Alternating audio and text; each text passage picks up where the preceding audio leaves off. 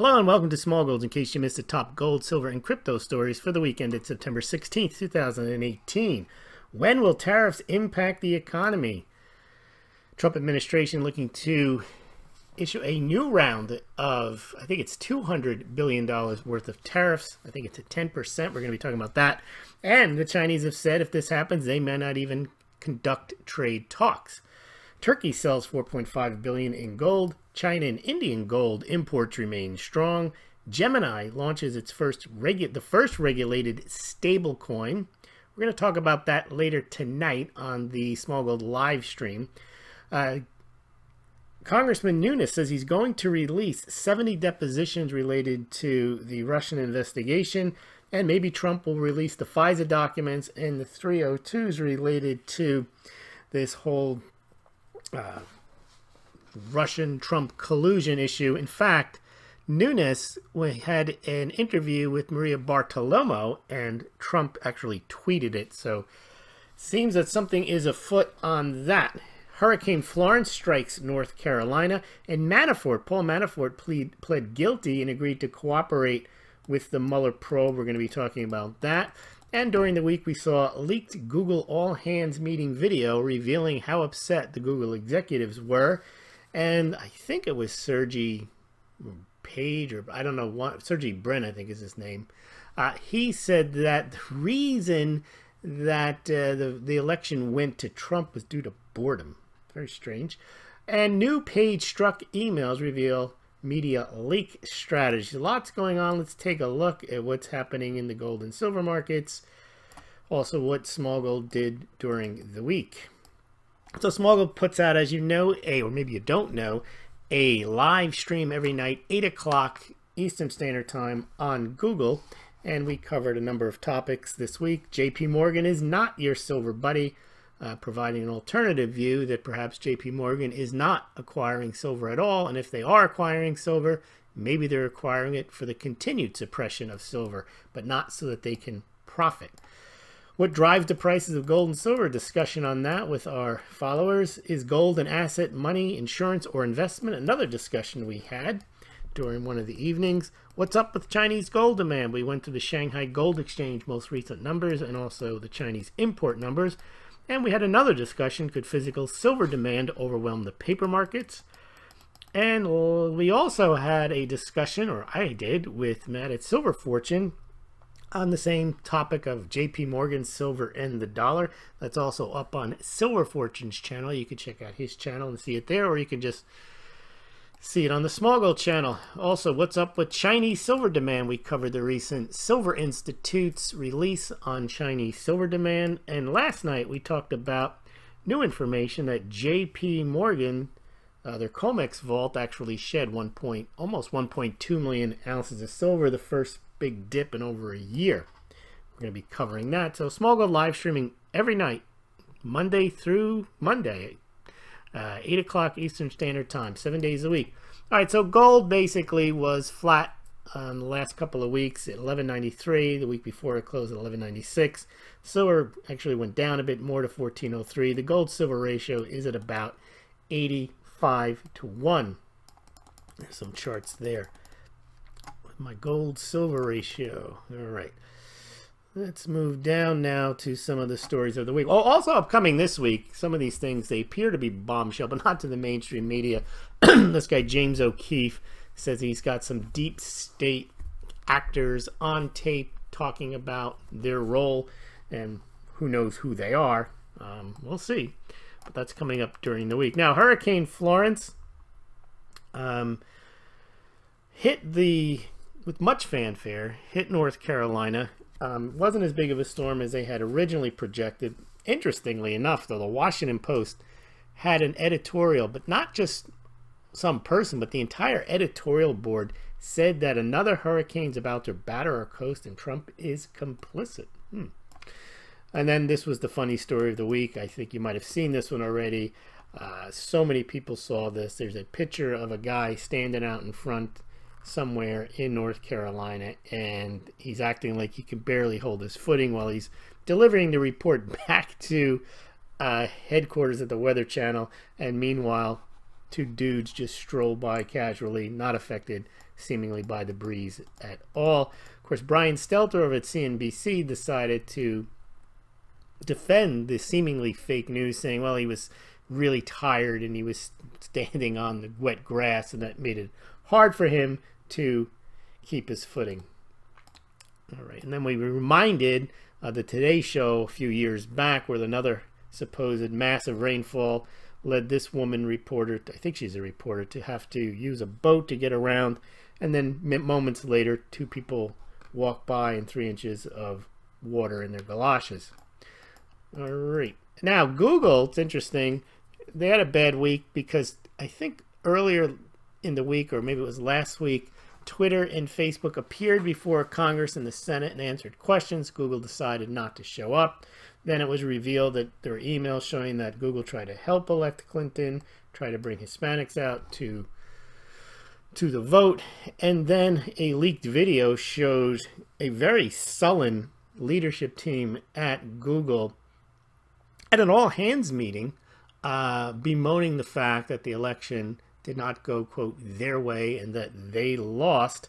And I think that's somewhat of a hostile work environment, irrespective, because no matter what your point of view are, there's no such thing as a universally held political opinion.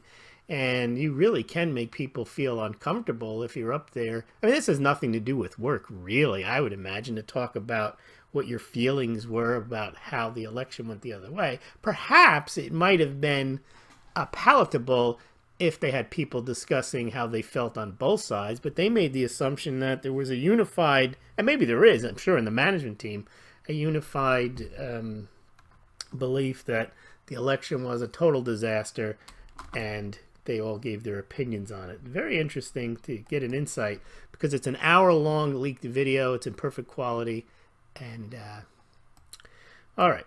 And then Obama's back on the election trail. He is talking about, it's interesting, he's talking about how the economy, the recovery started under him, which is a fair point, but then he's also, by saying that, he's saying that Trump is doing a good job, I'd imagine, because if the economy's doing well, he's trying to take credit for it, but clearly then if the economy's still doing well, then Trump must be a good steward of his policies. It's very interesting to hear politicians try to explain and take credit. Of course, Trump is saying that this is the greatest economy ever, which clearly is not the case either. House Republicans release second round of proposed tax cut. That's very interesting. I know they want to make the current tax cuts permanent, but another round of tax cuts. They'd have to get that in before the midterms in case they lose. And there is, yeah, Sergey, I don't know if that's, yeah, that's Sergey Brin. The other guy is, I don't know if his name is Leroy Page or something Page is the other guy's last name. Two guys, when they were young, invented this kind of search engine over at Google. All right. Now, the latest CNN poll says Democrats hold midterm advantage. I think this is a 10-point advantage. These polls will start to be, well, more and more influence the markets as we go forward. I don't know what the market's view or the gold view or the silver view is on whether the Democrats win or don't win. We had a conventional wisdom that if Trump won, the gold would skyrocket and the market would crash. And that lasted for about 18 hours. So who knows what the conventional wisdom is if the Democrats win either the House or the Senate or both, or they lose the House or the Senate or both. But we're going to see, I would imagine, as the polls come along, there will be a lot of political grandstanding that will influence the markets. And we're going to talk about the tariffs. We're also going to talk about the release of potential documents. You may see an offensive on the Republican side going for releasing documents that may damage the Russia probe. We may also see the Democrats ratchet up their rhetoric. We're going to have the Kavanaugh. We've already had the Kavanaugh hearings. There's a vote set for a week from Friday, I think, just for the committee, and then it goes for a full vote.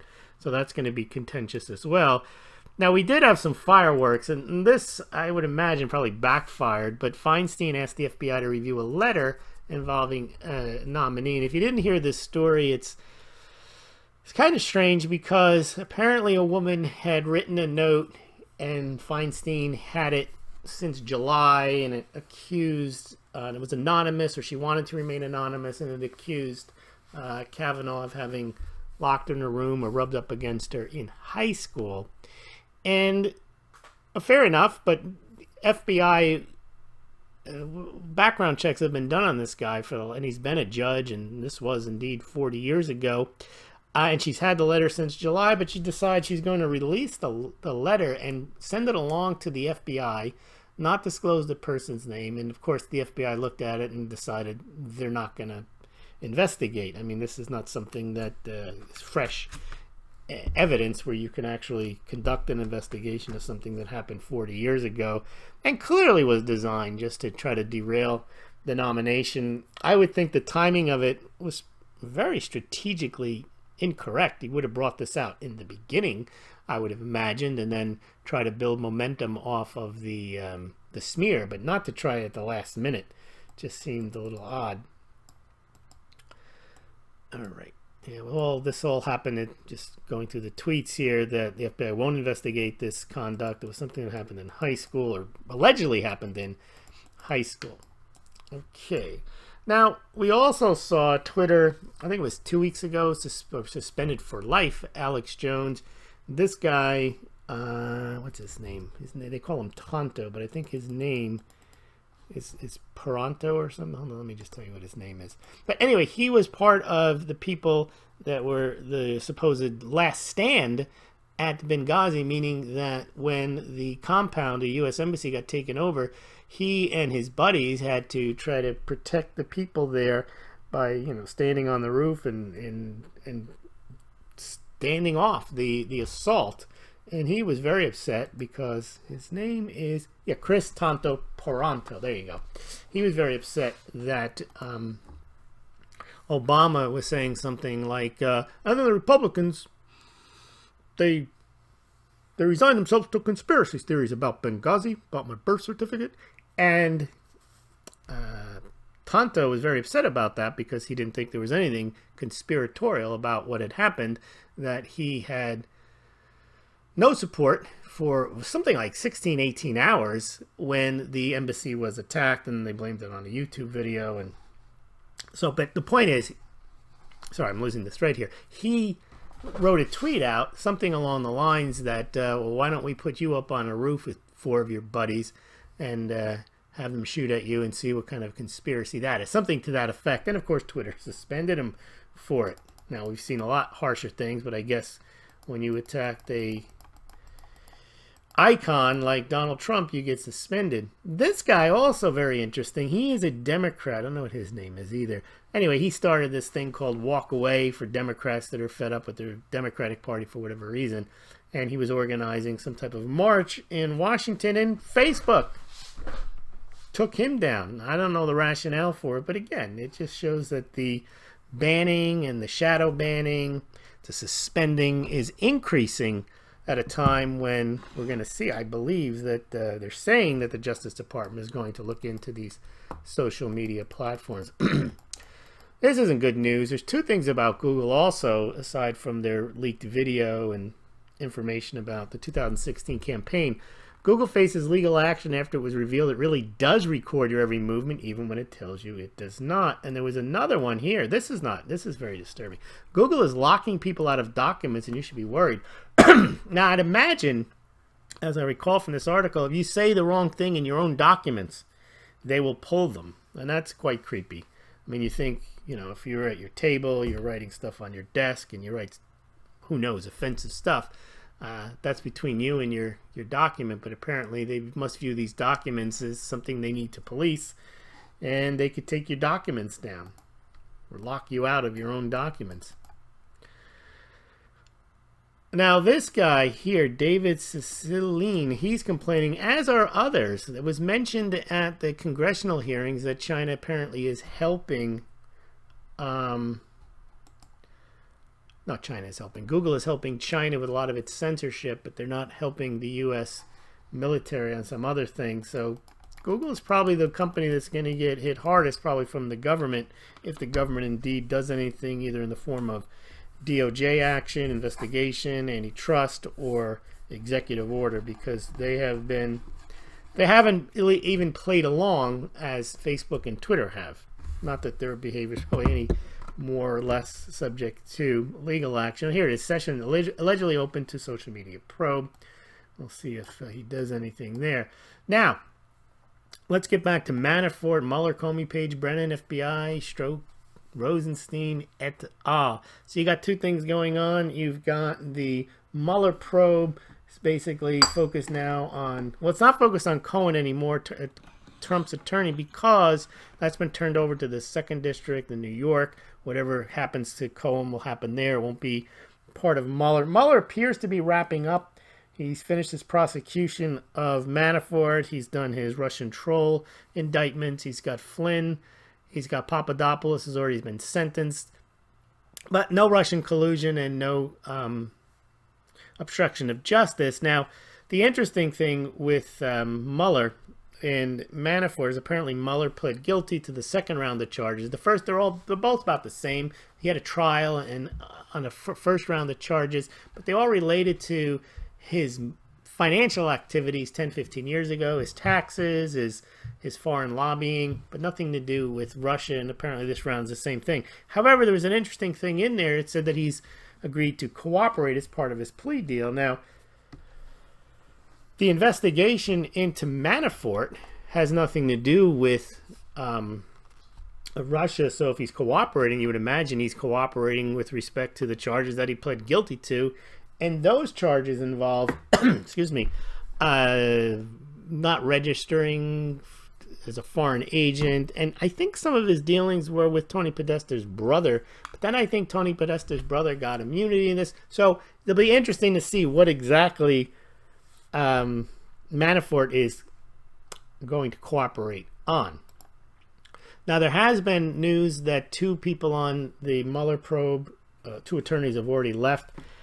I've been saying for a long time, not that it makes it correct, that I've been saying for a long time, that I think Mueller wants to wrap this up if it turns out there's really nothing there, and that indeed, and this is what we're going to get into in a second, there might have been misconduct in the launching of the Russian probe in terms of the FISA warrants, the 302s, and this gentleman right here, Peter Strzok.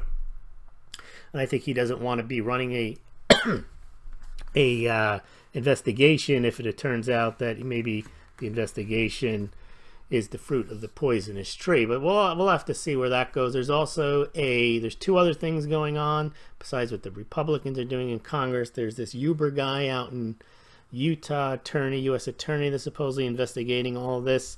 And then there is also the Inspector General's report, which produced a report on the Clinton email investigation and found some misconduct and led to some criminal referrals on McCabe, took Comey to task. And then there's supposed to be an Inspector General's report on how it then turned into the Russian investigation.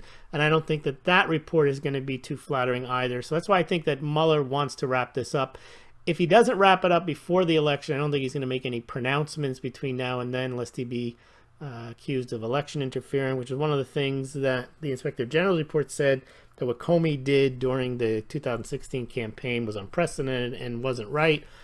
Keeping people apprised of what was going on with Hillary Clinton, irrespective of how he was running that's a separate issue, how he was running the investigation, but doing those public announcements broke with FBI precedent. Now, what's happening with Strzok and Lisa Page has been, well, the big story, first of all, is not just what's in the documents, is the fact that they've been dripping them out after the Congress has been asking for them for probably years now. But these new ones talk about how the 2 of them had some type of media leak strategy, and there doesn't seem to be any action looking into, I mean, Strzok and Page, and they've been, a lot of people have left the FBI, been fired, but apparently McCabe is under a grand jury investigation. We don't know what's going to happen with Page, Strzok, and so on. Some people think that eventually all the people involved in the Russian probe, the people who signed the FISA warrants, including Rosenstein, who's now overseeing Mueller at the behest almost of Comey, who leaked documents to the New York Times in order to get a special counsel, which Rosenstein appointed, and then Rosenstein recommended that Comey be fired. This whole thing is very mixed up. Forget politics. It's just not done by the book, where you have a former FBI director gets fired leases stuff to the New York Times in order to get a special counsel. Special counsel gets appointed by Rod Rosenstein, the Deputy Attorney General, not the Attorney General, because the Attorney General decides he's conflicted from the Russian portion of this investigation because he talked to a Russian during the campaign. So the Deputy Attorney General appoints a special counsel and then recommends that the former FBI Director Comey be fired, and then the special counsel that Rosenstein appoints, Mueller, decides to investigate Trump for obstruction of justice for firing Comey. You really couldn't make this up, and it wouldn't make sense if you did. So the Republicans are looking at all of this and very concerned about what they're seeing in the struck page emails. And they apparently had a leak strategy where they high-fived each other for leaking information and then having the New York Times or Washington Post print the story. Trump is on it. He says, no new struck page texts reveal media leak strategy. So terrible. Nothing's being done at the DOJ or FBI. Is all smacks of something odd because he's in charge of the DOJ and the FBI. World is watching to get it completely. There's probably, I think, going to be some October surprise releasing of documents. There's no way he doesn't know or hasn't seen documents. Remember, if he's going to declassify stuff, he's already seen it. All right, enough on that, I believe. We'll just have to wait and see how all this plays out. Leaking like mad, say Struck and Page to each other, not just them, but like their sister organizations they referred to. This is interesting. CNN Politics says a House Republican, that was Mark Meadows above, says without evidence suggests new tests show misconduct of former FBI officials. Without evidence, the texts themselves are the evidence. I don't understand what they mean by that, but that's CNN. Now, Giuliani is saying that, according to sources close to Manafort defense, the cooperation agreement does not involve the Trump campaign. I can't imagine that it does, other than if you wish it to be, but there was no collusion with Russia. But that's not the point. The charges, I mean, that's self-serving, but the charges that Manafort is facing, generally when you plead guilty to charges and agree to cooperate, it has something to do with the charges you pled guilty to. So, for example, the Michael Cohen case, when he pled guilty to a bunch of stuff that had nothing to do with Russia, nothing to do with Trump, about his finances and so on. But when there's nothing to cooperate there on, his taxi cabs, his lack of paying of taxes. But he did plead guilty to a campaign finance violation, which he claims he did. This is the unindicted co-conspirator theory with Trump. Well, the cooperation is going to be on that charge. That makes sense. Not saying that the charge itself makes sense. We're not going to get into that. But the point is, with respect to Manafort, if he's going to cooperate, he's not cooperating about Russian collusion, or he's not cooperating about campaign finance, because he didn't plead guilty to those things. But we'll see. It could be that it does have something to do with it, but it doesn't sound right, because he would have already got that plea deal before he went to trial on the last round of charges. I mean, he's already in trouble, so who knows? There's a James Keefe thing. Now, here's Trump touting this this Nunes statement that he said he's going to release deposition information and transcripts from 70 people he talked to. So it seems like Trump wants to release information, and Nunes is saying it has to happen before the election, and that's probably true. So that's why I think it's either going to happen in the coming weeks or maybe within the next month. Well, so much for the dollar collapse. 10-year Treasury auction shows blistering demand. Game over for the dollar, right?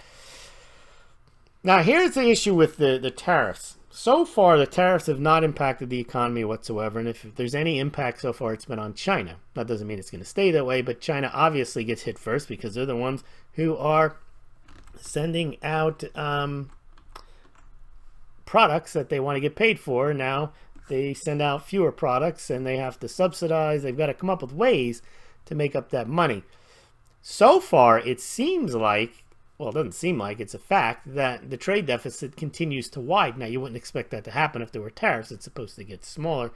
But I think people are saying that's because people are loading up just before the tariffs really hit. And there's a new round of tariffs that are going to go into effect. I don't know when, but they're going to be announced, I believe, tonight or tomorrow. And at some point, these tariffs are going to impact the U.S. and the global economy. and we don't know how, and we don't know exactly when, but so far they've had limited impact on the United States. But it appears that there's no end in sight, because Trump said, the Wall Street Journal has it wrong, we're under no pressure to make a deal with China.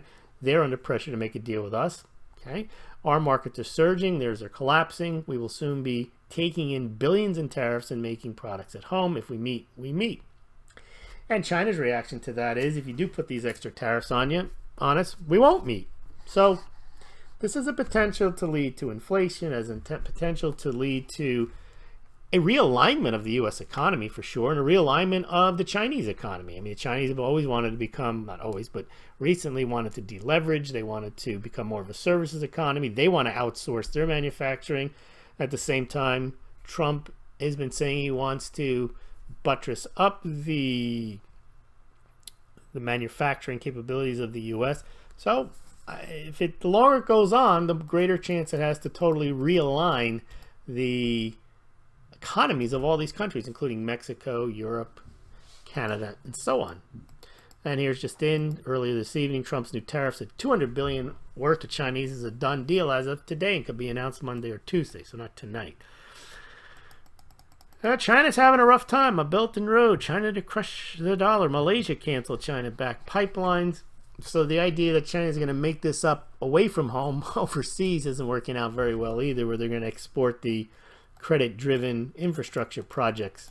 Gold, back yuan. Now, here's something interesting. To get much news, Trump administration mulling sanctions on China over Muslim internment camps.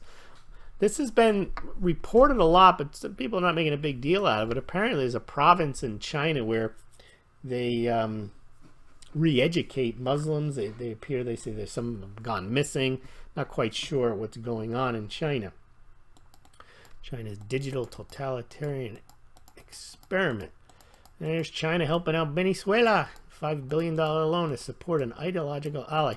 Now, in the gold news, another big month for gold imports in August.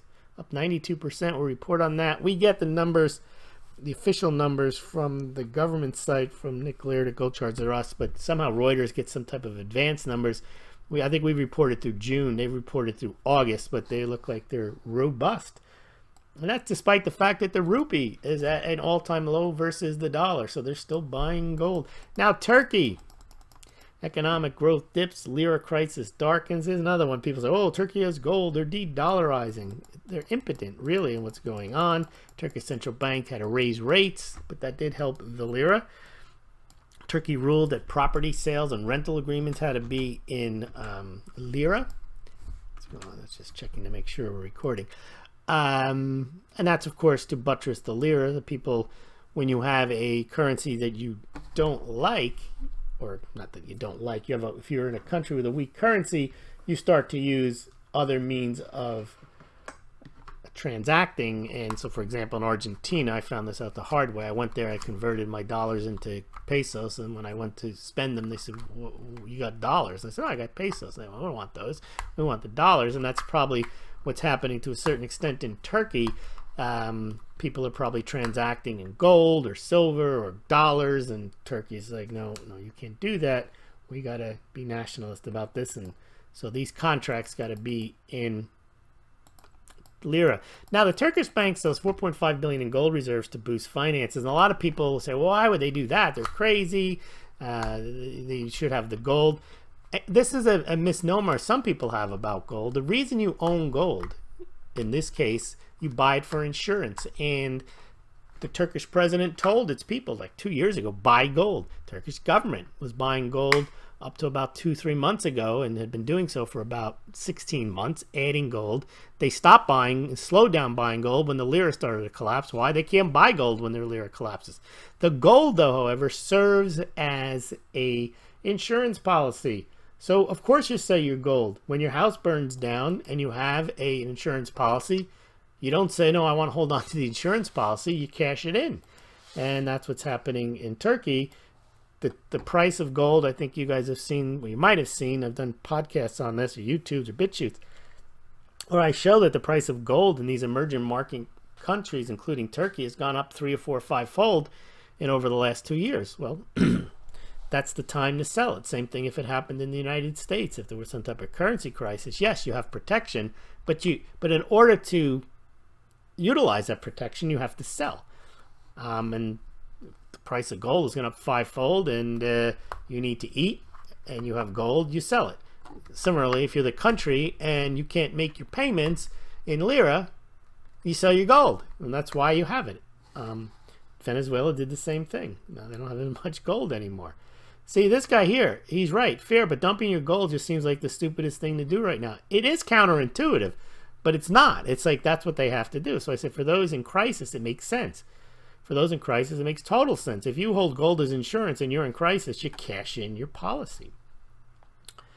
If you just hold on for dear life, then all you've got is gold and you can't meet your payments. Russia too. See, the ruble falls beyond 70 cents per dollar. Even though they have all that gold, all it does is it helps against this collapse in their currency, and it helps them meet their international payments. Over into cryptocurrencies, Gemini, which is a platform, trading platform, cryptocurrencies set up by those Winklevoss twins, they've come up with a stablecoin. We're going to talk about that tonight, what a stablecoin is, but it's the first regulated stablecoin. It's basically equivalent of Tether. It's called the Gemini dollar. And the markets in Ethereum, Bitcoin, Litecoin, all of those, they rebounded somewhat over the last week. Those are the prices there. A lot of companies racing to set up places to store Bitcoin securely. NASDAQ exploring building analytical tools for crypto trading. So despite the price drops, there's a lot of work going on, a lot of investment going on in the crypto space. Here's CoinDesk saying they're going to open a New York City Wall Street office, hire 100 people. I think this is anticipation of them becoming a registered SEC, registered alternative trading platform. And I think that will pave the way for the Bitcoin ETF, and there'll be plenty of them. There's ProShares pending, or was already got rejected. The Winklevoss twins, there's plenty of, I think there's over a dozen of them pending. Litecoin held a summit, went through some of the plans that they're talking about. I'm going to do a separate video on that too, mostly revolving around payment systems.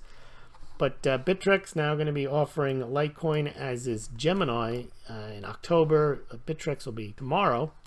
Some new wallets. This wallet here is a hardware wallet, but it doesn't plug in with a USB. It's an interesting concept. Talking about stable coins. There's Gemini announced they're going to launch Litecoin support next month in October. Some trading going on there. Now you can send Litecoin over SMS. Lots going on in the payment situation here. Some interesting charts on Bitcoin pricing. Bitcoin dominance at a 9-month high, and that makes sense. Bitcoin didn't really fall the way all the altcoins fell. And I guess that's because if there's going to be institutional money coming in, it's going to go to Bitcoin first. It's not going to go to the altcoins. So that's remained relatively stable in price. Now, back in August 2017, when these prices were starting to rise, I said the bubble is in ICOs. It's not in Bitcoin, Litecoin, Ethereum. It's in these ICOs that are based on nothing.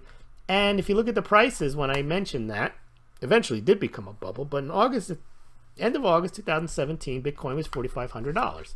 Well, it's $6,900. Well, at the end of August, it was $6,900. It's $6,500 now. So clearly, the bubble wasn't in Bitcoin. Bitcoin is actually higher now than it was in August 2017 when I wrote that. And Litecoin was $64. Now it's $57. And it was $60 at the end of August. So both coins were not in any type of bubble. The real bubble was all these ICOs and tokens that went up, and some of them aren't even around anymore.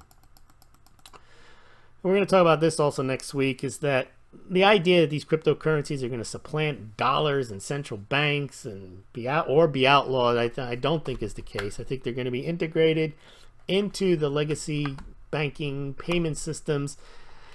Now, if you take it one step further, and I'll do that when we do the live stream later in the week, is they may eventually become their own ecosystems, but that's far off. First, they have to, I think they're going to integrate with the legacy banking systems. A lot of work going on with Lightning Network. ECB says it has no plans to issue a digital currency. Okay. You know, a digital currency, a centralized digital currency, is not a good idea because it can be hacked, and also then all the money's in one place. And Sweden has already warned on this, that if they were invaded by Russia and they had a digital currency or no cash, Russia would just take control of their money supply and they wouldn't be able to run any resistance. Citigroup planning crypto trading by issuing receipts. That's an interesting way of going about it. The U.S. judge has initial coin offerings covered by securities law. No surprise there. Also, the SEC wants initial coin offerings to be registered with them. They're not trying to outlaw them. They want to outlaw the practice of not registering them with them. They want to see what you're going to say to the public. If you don't, then they're going to come after for civil or perhaps criminal liabilities. Cryptocurrencies are here to stay, says EU's Commission Vice President. Interesting. Here, new rules require Mexican banks and crypto exchanges to obtain permit. Not that they're going to get banned. Again, worldwide, this seems to be the way they're headed. They want to regulate this stuff. Now, gold. We mentioned June net gold imports via Hong Kong for China. 15-month high. We saw India doing really well with gold imports. Just an observation, perhaps the world's oldest profession is pumping, not prostitution. That could be second. You know, I always talk about pumping. I think it's the world's oldest profession. Yeah, don't forget, 3 months left until the Rothschilds usher in a global currency. Remember the Economist cover, 2018. It was on the Economist cover. Maybe Q has something to say about it. Can't prove it's not going to happen. All right, one day everything will eventually happen. That's right. Comes the pump. I mean, CNBC futures now. This isn't even, I think it's CNBC now or CNBC futures now. They like to give the Bitcoin a good old pump every now and then, maybe every day. Here's a good pump. Blockchain can add $1 trillion to world trade by 2028. How do they calculate that?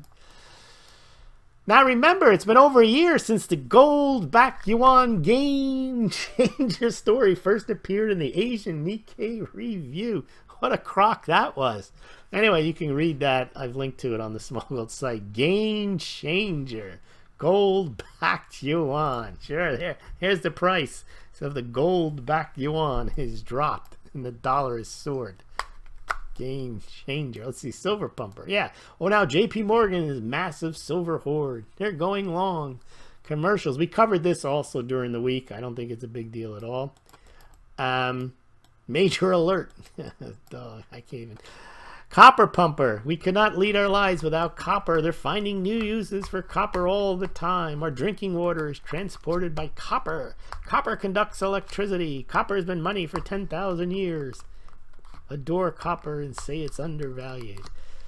Only mugs are undervalued. Get a Smaulgld mug today. Now, I'm not going to go through these, but every week I try to cover a lot of really cool finds, archaeological finds of gold and silver. So they're there. Some nice looking Yukon coins. These guys found a big gold nugget. Here's some medieval Venetian coins. You check them out. This is in Rome. Look at these coins. Tons of stuff. Not tons. A lot of stuff in there. There's that big gold ore. Now on the economy, I love this. Yellen did mention before she left that the Fed should buy stocks in the next recession. And now former IMF economist says the same. Unbelievable. I'm gonna buy stocks like the Swiss National Bank. And the US posted a, not too surprising, but a very large budget deficit. $214 billion in August alone. All right, thanks everyone. Please make sure you join us each and every night at 8 o'clock Eastern Standard Time for a live stream on a topic of the day, 7 days a week. Also join us on Smaulgld.com, Minds.com, BitChute.com, Gab.ai, Twitter, Facebook, and Google+, and Real.video. Thanks very much.